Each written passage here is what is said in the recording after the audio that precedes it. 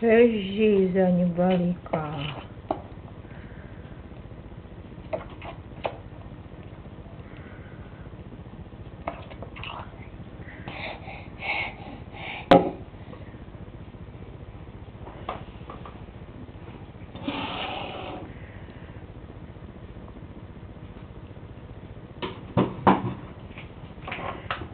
Hám děláš?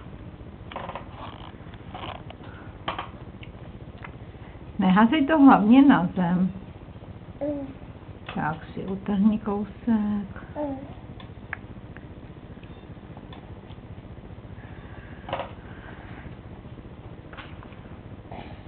Ostříhaná Adélka, jdou jí vidět zuby, jaké jí maminka udělala.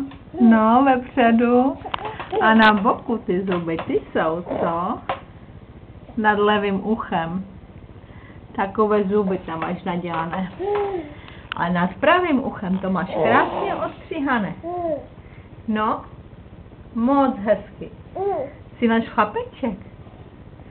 Jak ti říká Markétka? Teodorku. Teodorku.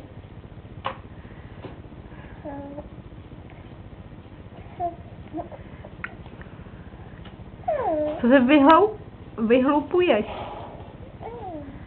Co?